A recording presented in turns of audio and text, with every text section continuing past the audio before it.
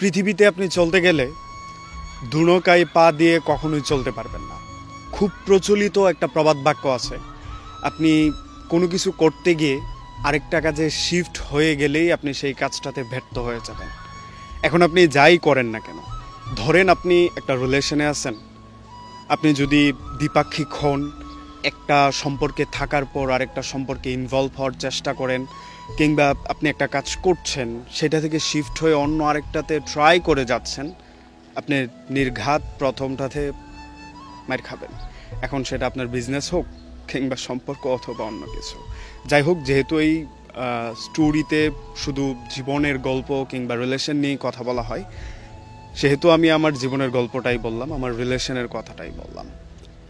আমার সম্পর্ক থাকাকালীন, আমার সম্পর্কটা যখন ভালোই চলছিল, সেইখান থেকে আমি 1.5 বৎসর কি 2 বৎসর চালিয়ে নেওয়ার পর আমি জানতে পারি আমার যেই মানুষটা, সে চেষ্টা করছে অন্য কোথাও ভালো থাকার জন্য। মানুষ সবচেয়ে বেশি এবং সবচেয়ে বড় যে ভুলটা করে সেটা হচ্ছে একটা সম্পর্কে থেকে আরেকটা জায়গায় ভালো থাকার চেষ্টা করা। এটা হয়তো প্রোডাক্ট কিংবা বিজনেসের পারপাসে আপনি এটা থেকে ওইটাই শিফট, এটা করবেন না ওইটা করবেন, এই দ্বিধা দ্বন্দ্ব আপনাকে ধ্বংস করে দেবে। কিন্তু রিলেশনে আপনি একটা জায়গায় থাকার পর, একটা জায়গায় আপনি সার্কেলিং করার পর অন্য কোথাও, অন্য কোনো জায়গায়, অন্য কোনো মানুষের সাথে ভালো থাকতে গিয়ে ধ্বংস হয়ে যাবেন। যে ডাবল টাইমিংটা করছিল, আমার সম্পর্কটা, আমার ভালোবাসাটা, কিংবা আমাদের যেই 1.5 বৎসরের একটা জার্নি, এটার সাথে ওর যে একটা প্রতারণা কিংবা বিশ্বাসঘাতকতা যেটাই বলেন, যেটা ছিল, সেটা করেও হ্যাপি নাই। অ্যান্ড দেন আমি যখন পুরো স্টেটমেন্টটা হাতে পেয়ে যাই কিংবা পুরো প্রমাণটা হাতে পেয়ে যাই, তখন আমাদের সম্পর্কটার উপর আমার একটা ঘৃণা চলে আসে।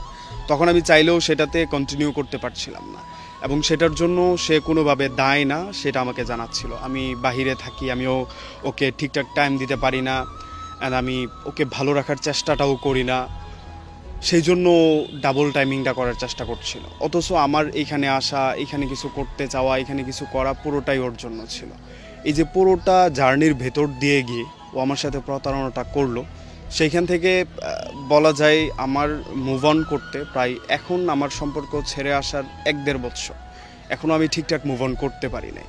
এই যে আমার একটা ক্ষতি, কিংবা ও যে ভালো নাই, ডাবল টাইমিং করতে গিয়ে এখন নিজের ক্ষতিটা করলো, এই পুরোটা ব্যাপারের পর একটা সম্পর্ককে স্থির রাখা যায় না, এবং মানুষ সম্পর্কের প্রতি একটা অনীহা নিয়ে আসে এবং নতুন করে কোনো সম্পর্কে জড়াতে আসলে ভয় পায়।